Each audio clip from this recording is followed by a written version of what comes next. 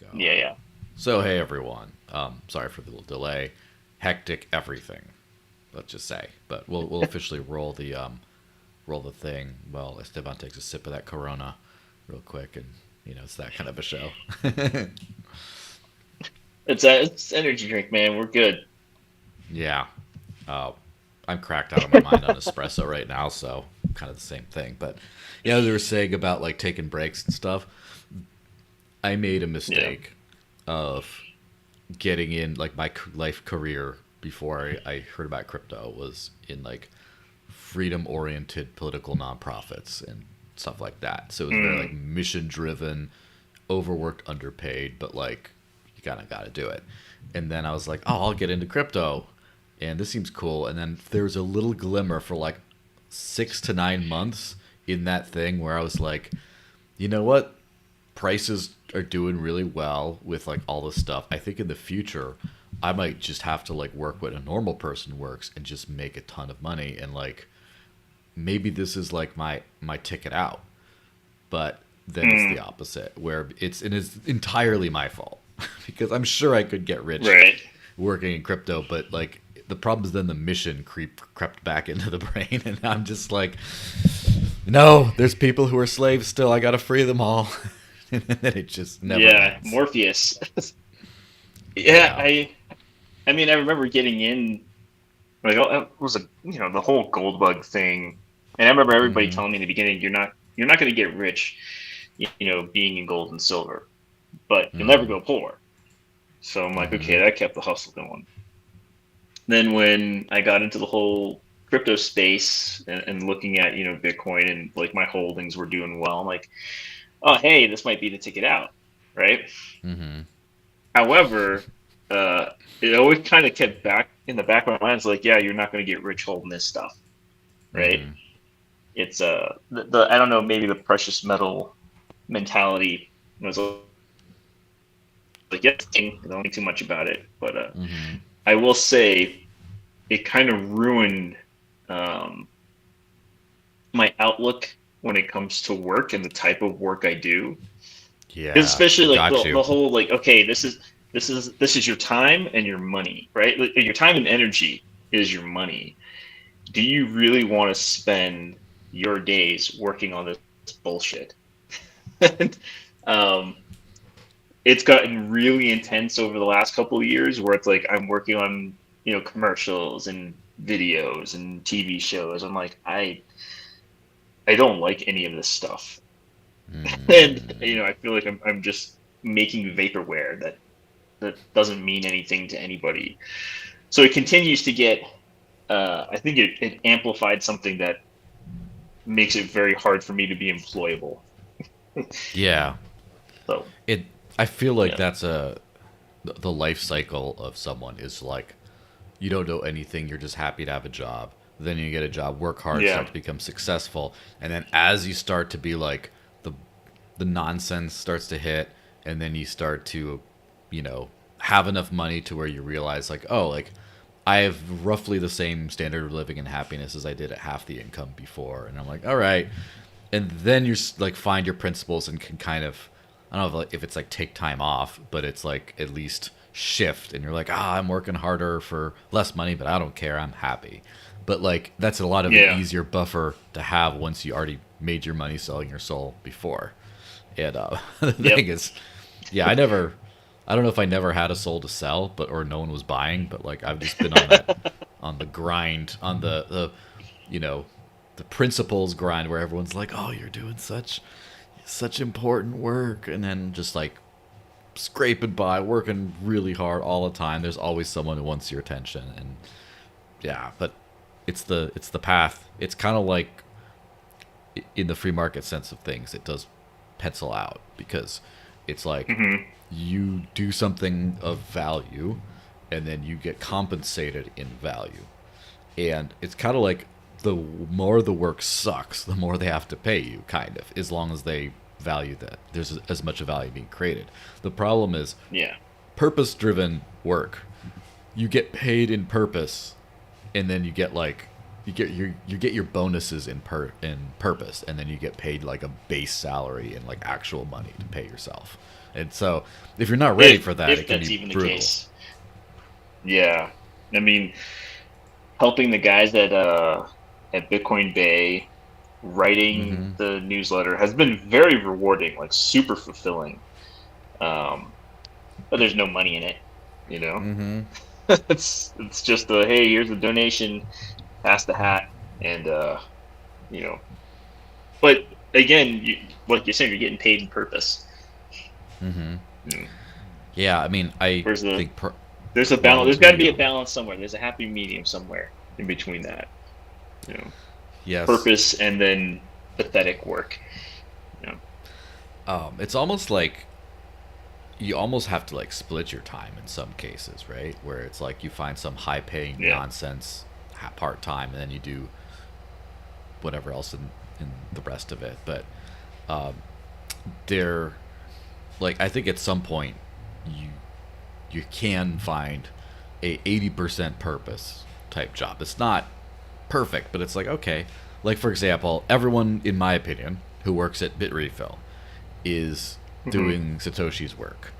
And if you get that Right. job, you are advancing human freedom in a great, appreciable, practical way. And you also have vacation days. You get paid. Like, I think maybe you're still just like, okay, well, tether on Tron. Let's just get more customers because that's where the market is right now. You might have a little stab in your soul when you do that, but at least it's like that's like an 80% principal type job. I would Yeah. say it's like you get to like chill out, have a real life, have vacation, keep a spouse, all that stuff, and Yeah. then you mostly work for good, and they're just like a little bit of like, it's just to make the company money, and that's great, but Yeah. it's kind of where we're at. All right, let me roll the intro No. actually, because otherwise we'll just be this for another hour, and then everything's gonna go to crap. So, all right, 3, 2, 1, go.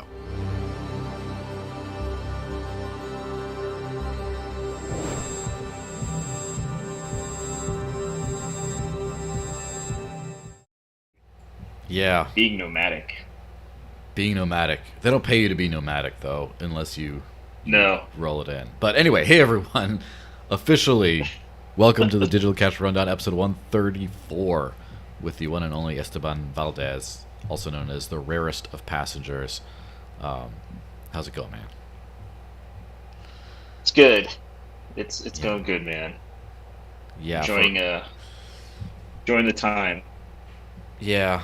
Good afternoon, everyone, and good evening for everyone who's in Europe. And if you are somewhere in Asia or Australasia, that whole area, GFM. Okay, we can say GFM for you guys. Um, Yes. yeah, we got some fun stuff to talk about today. Obviously, we could just talk about the principles and like the life and all the other stuff for hours and hours and hours. And at some point, maybe I'll have to do like a hang type. I don't even if show, but like a hang Twitter space or something. Right. But we do have business to get to. So uh, obviously, if you're in my Discord, you can, you have my NFT. You can throw in a comment Digital Cash Rundown channel, YouTube super chats. I read those. Odyssey super chats. I also read those and can put those up on the screen. Um, I'm trying to work out the crypto super chat thing is actually the hard one to do. So maybe I'll just have to make sure everyone buys my little monkey JPEG and does it that way. But um, FinCEN. So let's hit on that. I put up the Seth for Oof. privacy because Seth is a good fellow. He's been on the Zcash podcast segment of this channel before, and Yeah. yeah. So let me just read a few things on this thing because FinCEN apparently put out some new guidance that will attack privacy coins. He says FinCEN's guidance is an attack on Bitcoin. Full stop. And by the way, I'm a little triggered. I'm a little like reflexively triggered because every time I hear the term attack on Bitcoin, what follows or precedes is almost always complete nonsense, like complete like drivel. But this case, this is an actual.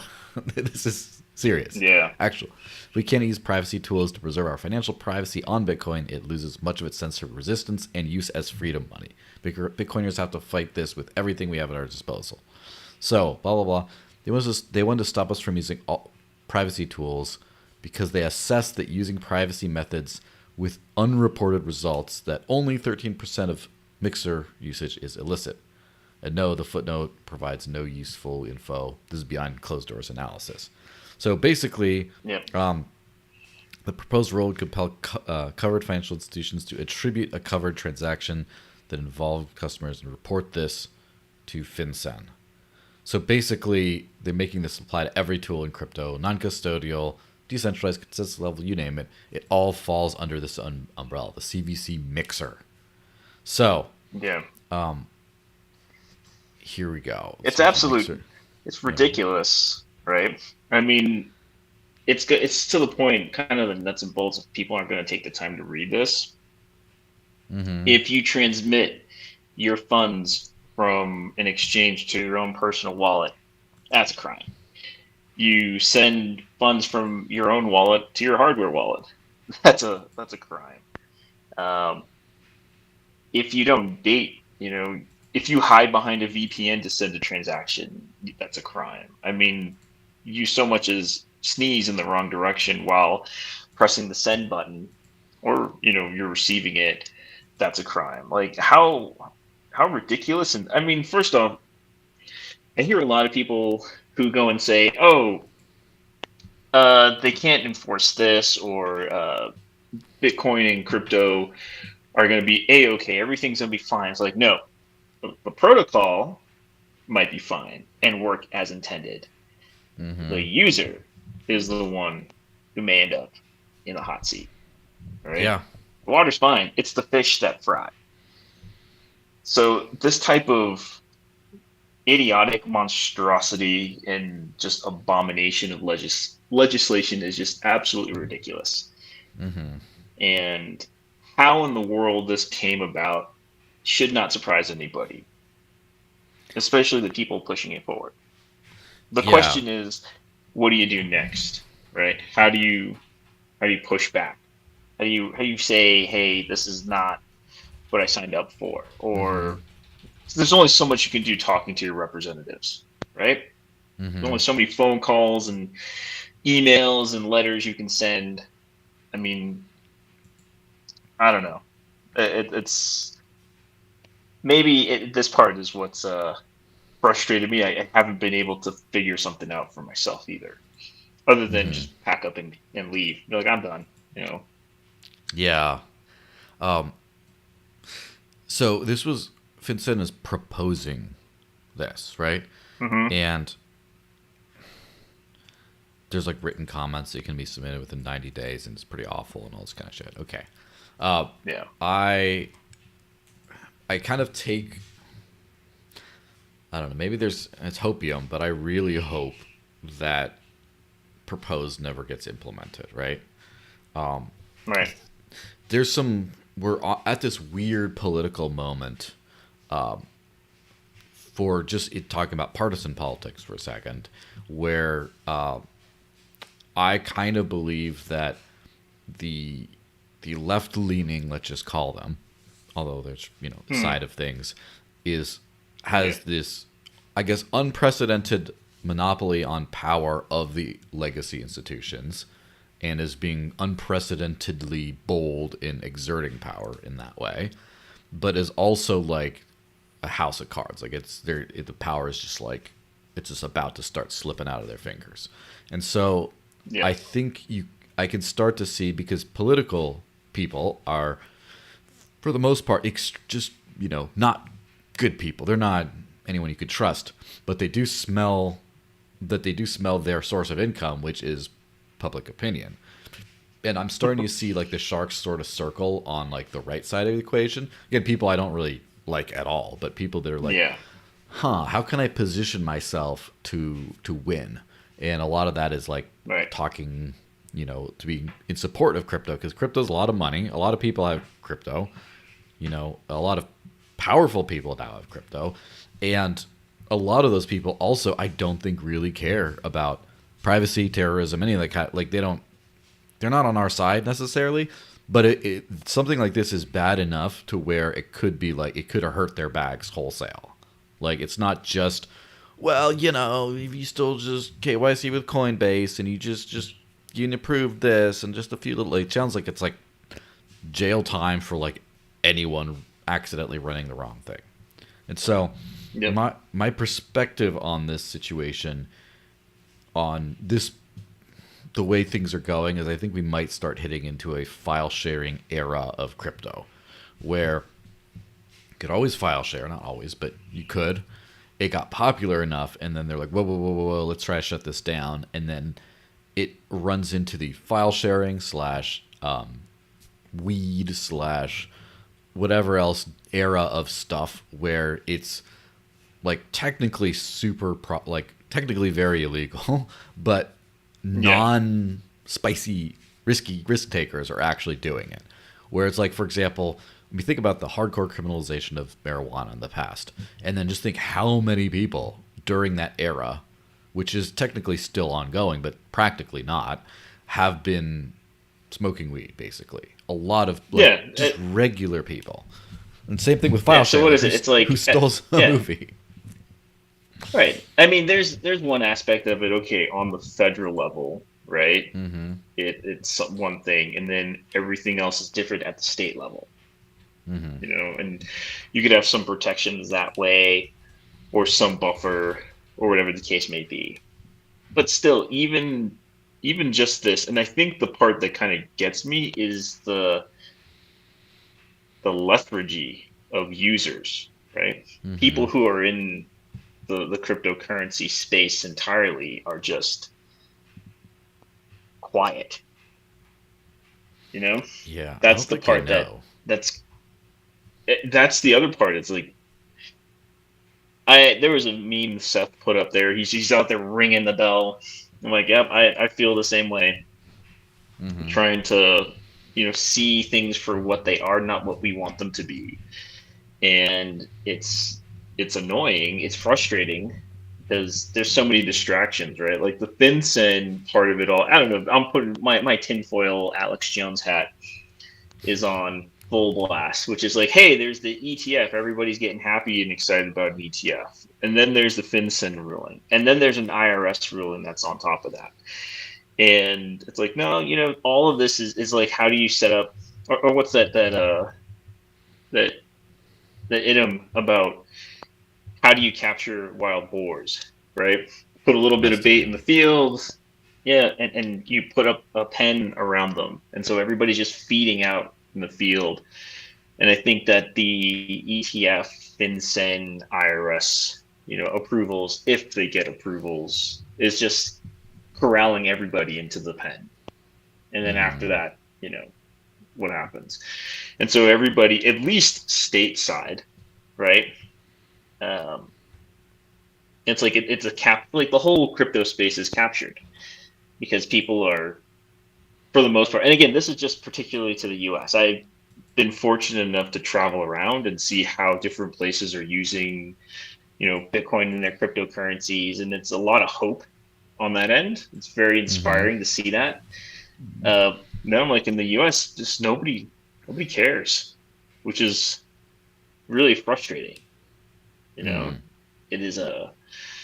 I don't see anything from meetups or hear much from other people about, what's going on this end of the spectrum. Yeah, maybe they don't know. Maybe they do know and they just don't care, or maybe they do know, don't know what to do. I don't know. I have no idea. I just know that it's just not a great feeling right now. At least my Yeah. instincts are not Yeah. very yeah. Spidey senses are going off here.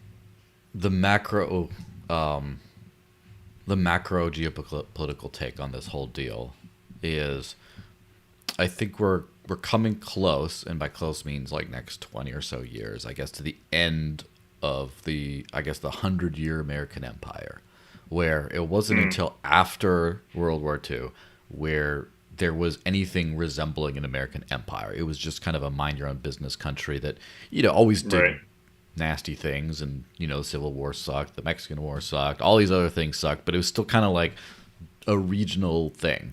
And then after that, it's just like, oh, like we're the number one. And I think that the growth of America is definitely owed to its unprecedented freedom. and a lot of this freedom is still like there, but then they pile on all this nonsense on top of things, and it's very, the U.S. is a very schizophrenic country in that just it's still the freest place in the planet in a lot of ways, and then it's just the worst in a lot of other ways, and can't really make up its mind of which way it's going to go, probably because of a sort of decentralization or bifurcation of entities Hmm. where individuals and institutions and things like that might still be very pro freedom and capitalism and all that stuff. And then there's this monstrosity of the federal government, which, depending on the state you're in, like New Hampshire's a fantastically freedom loving state. But then there's still this umbrella of federal nonsense. And I really think that Americans are very complacent because they do enjoy a great deal of freedom in a lot of ways, but also they just have this idea of this America, this stuff can't happen. They don't see this monstrosity over them, and it just, I guess, and I have to admit, in my brain, there's a little bit of the same thing where I think when I see this FinCEN stuff, I did not feel any worry when I read the headlines and stuff. And I Mm, still don't feel any, even though I'm intellectually thinking, because somewhere in my core, I'm thinking, I'm feeling at least, I'm trusting, right. even though it might not be smart, that like that could never really happen. If it got that bad, enough people would rise up and like yell at them, and enough states would pass nullification legislation, and they'd have to back down and be reasonable because this is America. This can't happen in America. And I believe, like, I don't intellectually believe that, by the way. But I do believe it I somewhere in the know. gut. It's a And feeling that's, though. It's like it's yeah. hmm It's like you know about it, right? yeah. But then there's the action part, which is like because the issue is when if you start taking action towards what you think on, then it becomes hmm more real, and it's harder to really I don't know. It's I don't want to say it's a coping mechanism, but in I guess from my perspective, it's like nope. I have seen the writing on the wall for a long time. Um, I didn't know what to do about it, and I'm still not 100% sure which way it's going to go, right?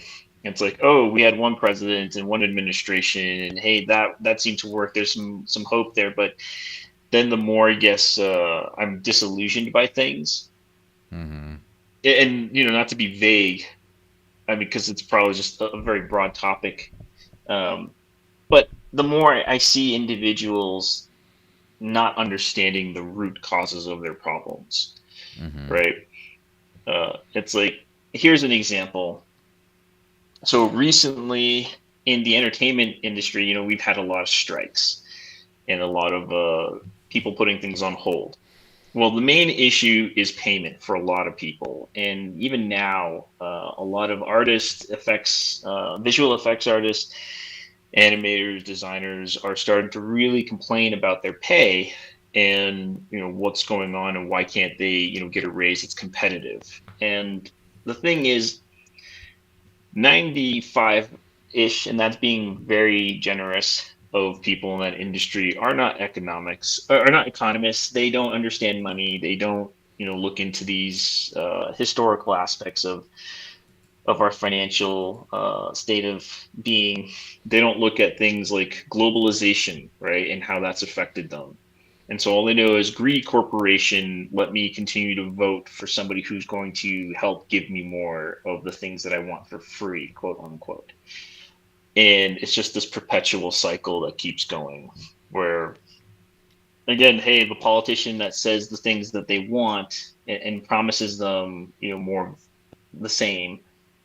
I mean, they're just going to continue to vote that way, or go to states that I don't know that continue to push the or toe the line. Go to companies that do the same, and it's like there's no way out. You can't educate a lot of these people anymore because they don't want hmm to hear it. They just want a solution, right?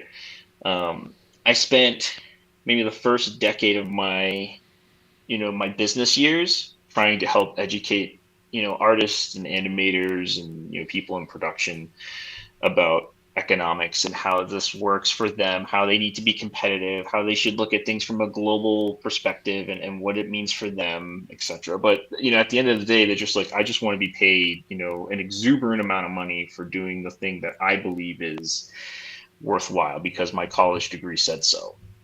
And it's not, how about you get paid in something else, right? Or why don't you go live in a different jurisdiction? Right? Why do you have to be in Los Angeles?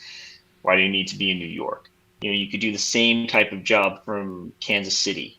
You can do the same job, in Manchester, New Hampshire. You could do the same job somewhere else. There's ways that you can change your status and get ahead. But oh no, the jobs are in Los Angeles, and let me continue to work in that industry, and let me work for these people. And why am I going broke? And why is all the work going to Mexico and Korea? I'm losing my job, and it's just it's the cycle. So I don't, and I just don't see, like, at least for myself and the Mrs. Passenger, right? Mm-hmm. We kind of took a look at this and like, this stuff ain't getting better.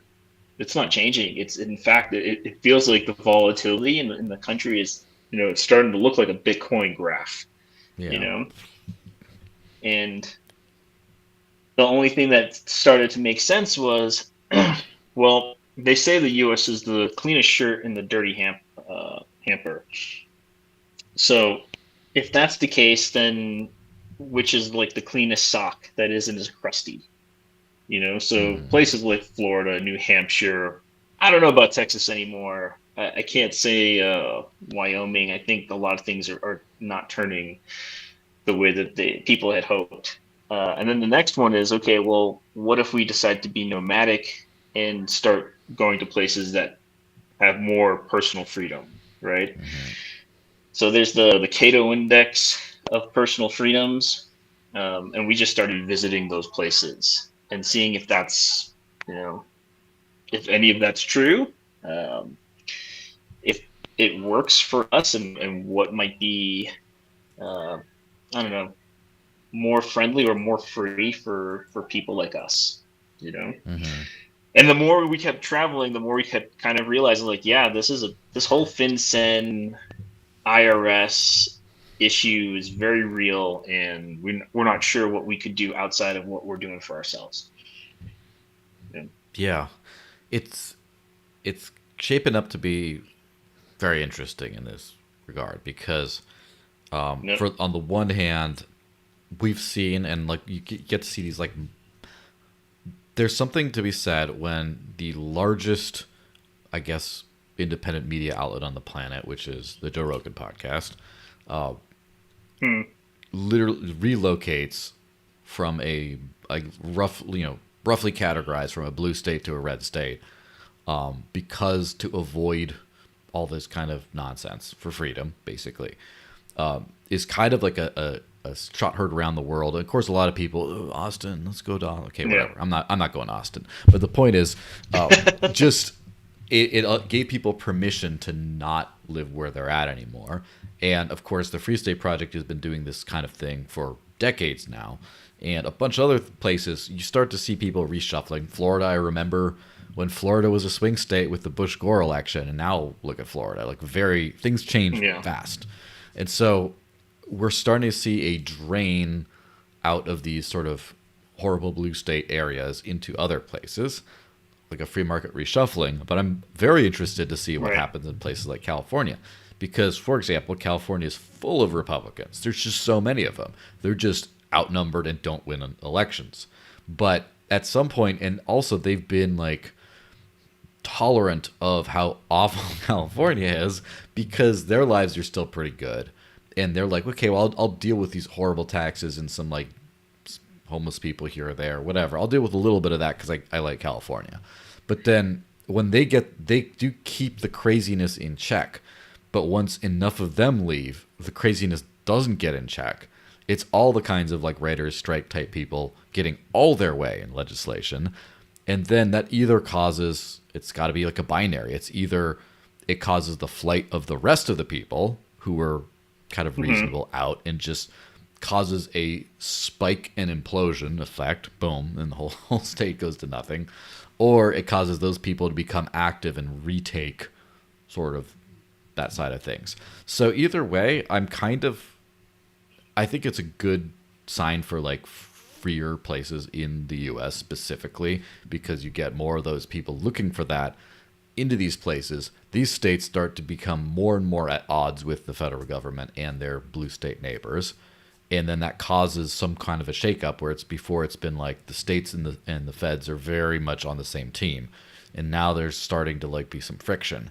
And then, or it could just be, it causes like a nationwide, I guess, resurgence in freedom and stuff. But either way, it's going to be bumpy road for a little while. And I do think that people will have to, if people wanting to use crypto for what it's worth, are going to have to start being careful and how they do it. And there will be a I think it's the time is now to start a not just an individual level, but a collective lawyering up of like, who are the guys who are going to take whoever gets arrested's case when they are just using their at-home mixer to get that privacy so they can buy their coffee. And like, who is going to take that all the way to the Supreme Court when they get elected? Let's start planning now, because it's happening. It is. That's the big thing. It is happening. I mean, to talk about California briefly, I mean, for the most part, people see the decay of, like, in Los Angeles specifically. I have people and friends in, very nice neighborhoods who know someone who was mugged, like, next door, and they literally are a meme of that dog in the bar on fire saying, "This is fine." That's just, they are okay with it, and so long as it's not red, it's fine. That's been the mentality for a lot of people. So long as it's blue, we're cool. Outside, and it's just ridiculous because they see it, right? San Francisco, the streets are just covered in shit, and people are just like, no, this is, we're good. It's still, at least we're not conservative. It's ridiculous, right? Yeah. And then, as far as like getting people to take action, and saying, hey, look, why am I facing prison time because I bought a latte with, a mixed coin? It's just, to even keep to that point, it's just so fucking ridiculous. It's so absurd. But I mean, there's that book. I don't know if you ever read it. It's called 3 Felonies a Day. Yeah. I might have skimmed it back in the day, but I'm very well aware of that book. Yeah, right? You just wake up in the morning, have your cup of joe, go to work, do your thing, come back home, and you didn't know that you've committed 3 felonies just in that idea alone. I mean, yeah, again, you have states with their individual mandates and legislation versus the federal government. But can go back to marijuana laws and how some states it's legal to sell and smoke, etc. But still, to get here and people to stay in that state of complacency, I don't know what has to happen, right? Or likewise, the change in California or in other states where things have just fallen apart. It's like, well, how much, right? How much are you willing to take? And then my point is, like, if I was in the state of California and things got really bad, how long do I want to stay in that state? Do I want to be there from ground zero to see, boots on the ground change, or do I want to kind of sit on the sideline in a state that's much freer and then come back later and be like, oh yeah. I don't know. So, to sort of wrap up the thought of like, where do you go in the meantime? I sort of feel like the freest part of the U.S. is like, I think that's a good spot to make a stand. It's really tricky though, because anywhere in the U.S. has a lot of risks, especially like tax and finance related things. But the other thing is, as far as I know, there's no other country in the world that has both a hardcore free speech and hardcore firearms ownership like enshrined in law and cultures for hundreds of years. And so those are the two things that kind of keep things from going awful. That's like your ultimate like escape. That's like the ripcord in your parachute. Yeah. And so everywhere else in the world, because I come from a family of expats that moved to Mexico to live freer and did kind of, but like at the same time, there's always when they got politically active and were told by some people, if you'd done this like 10 years ago, you would have gotten assassinated by now. And then there's also okay, you can only protect your home with guns because you have them all hidden away where the cops can't find them, because you could go to prison for just even having an empty shotgun shell. And like, okay, right. So it's just like, it's a really touch and go thing. And like, I remember friends in St. Kitts, obviously who that might be. And then also in Panama, crypto nomad type people, who were just like, oh, it's so great. Ditch the U.S. is so much better. And then when COVID hits, they're there on the Zoom call under curfew. Like literally, they can't leave their house. And it's like, oh, that changes fast. That expat freedom changes fast. So there's no right answer is the answer. It just pick your poison. And being a nomad, I think, helps as long as you are confident you can skip out of a town of wherever you're at that starts to suck. Then you're great. And real quick, give me a verbal warning when you have like 30 seconds and you gotta like chat. Yeah, sure.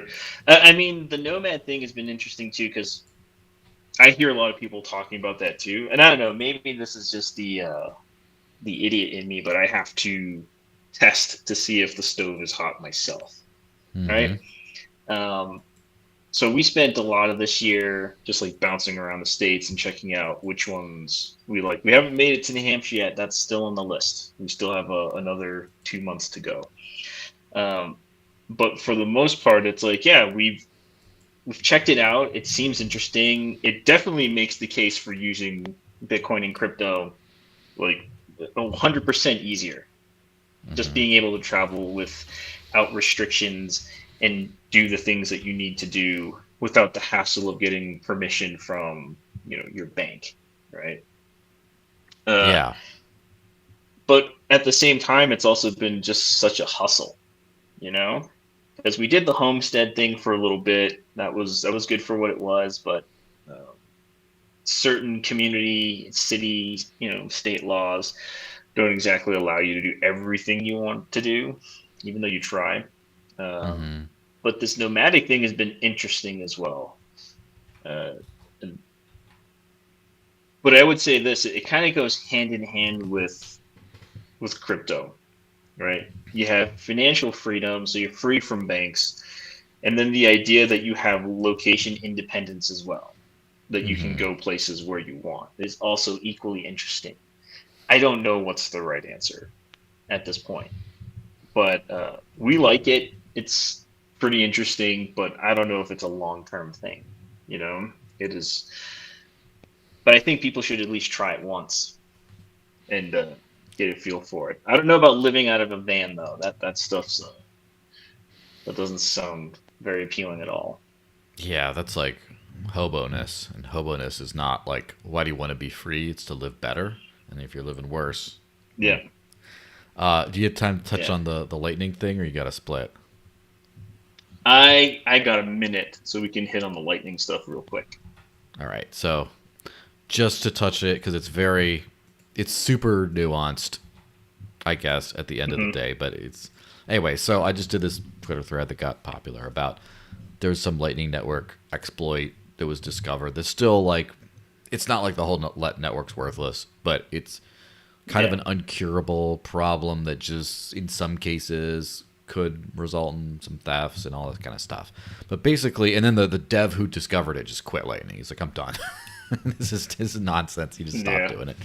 And so it's kind of this like fork in the road for Bitcoin of, are they going to figure out something other than Lightning to work? Is it just going to be people just resort back to using it on chain and use like other coins to basic payments?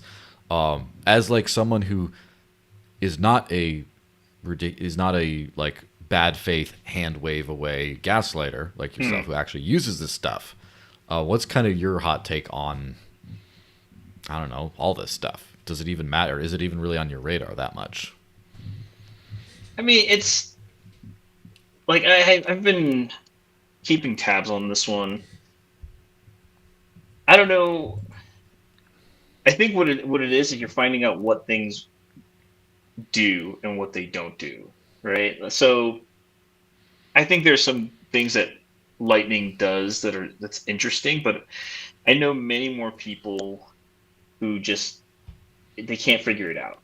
And Mm-hmm. part of my thoughts are, I think Lightning might be great for, banking 3.0.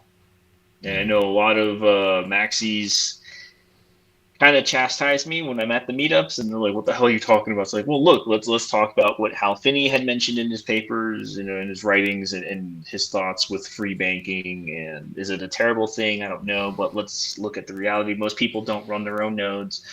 Most people are not going to manage their own channels. Most people are not going to do most things that they should, right? Mm-hmm. Especially if you're going to be sovereign. Um,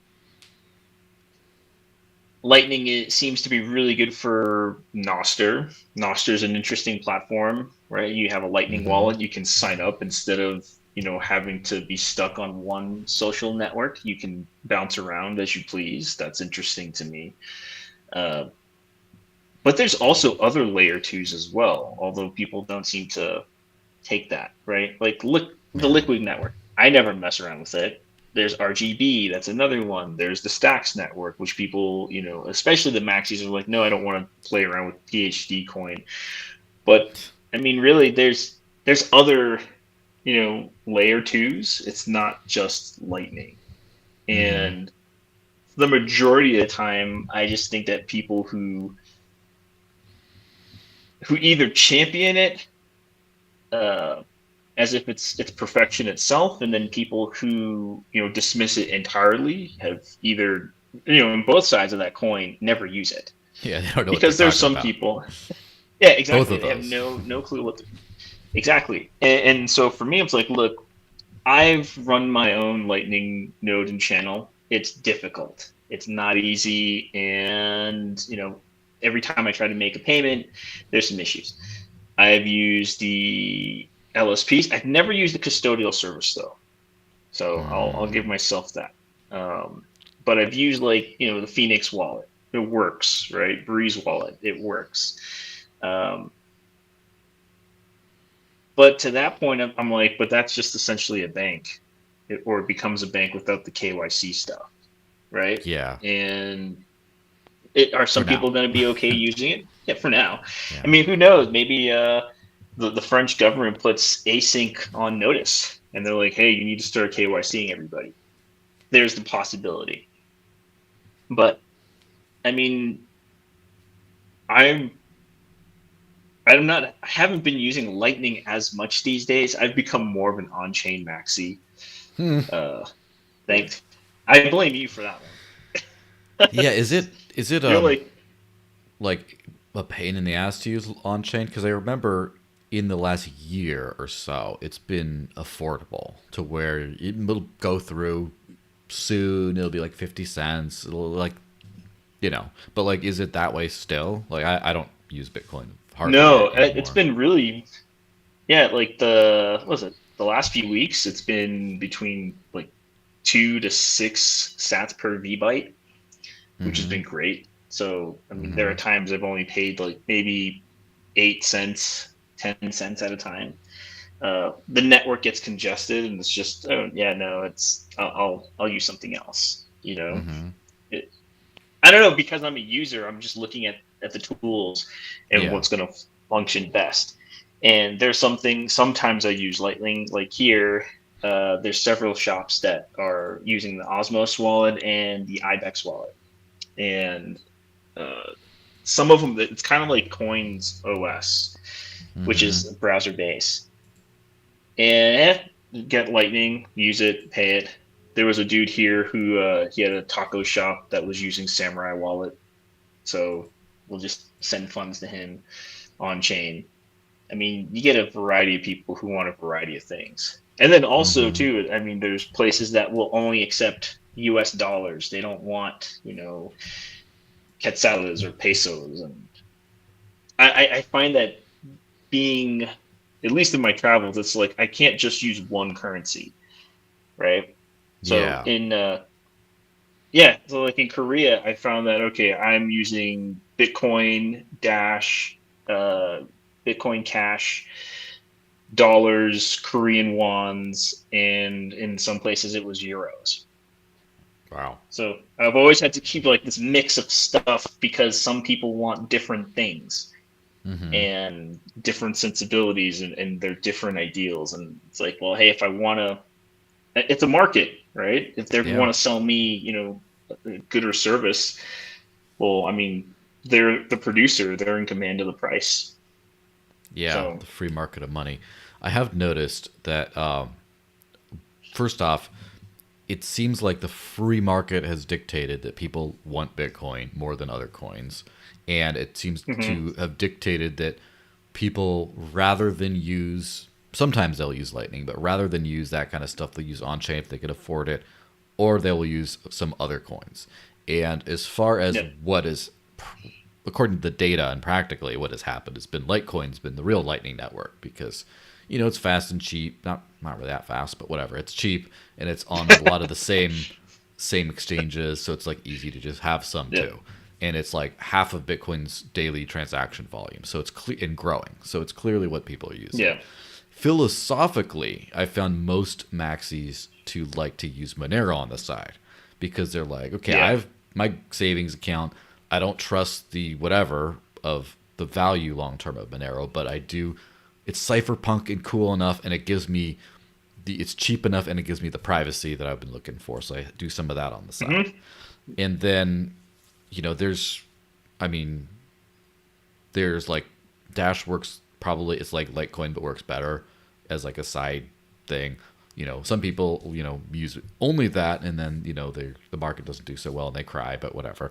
And then you do find like the Bitcoin Cash is kind of in an even worse similar situation where it makes perfect sense to just use the fast cheap. It's like the drive chain. Bitcoin Cash is the cashy drive chain for Bitcoin for BTC, but no one, I wouldn't say no one, but like 99.9% no one uses both of those. It's so polarized where people just will only use Bitcoin and maybe Litecoin or some others.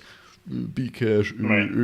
or if they use it, they'll just that's it. That's all they'll use. It won't hold any BTC. So it's kind of interesting how the free market's shaken out.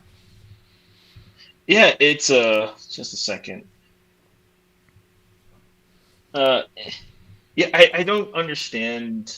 I mean, I get the tribalism. I mean, sports teams are the same way, but Mm-hmm. again, it comes to a point where like you either like the sport, like most people I know who love football, and they're just like rooting Mm-hmm. for their favorite team, rarely play sports. Right? They're not in the gym. They're not training. They don't have a group that Mm-hmm. they play the game with. Right? There's a different type of appreciation when you understand the mechanics of it. And I feel like that's the same way with a lot of people too. It's this is my favorite coin. I only use this coin, and no other coin is ever like this coin is mine. That's it. Yes. Um, This coin is my it's just really weird. coin.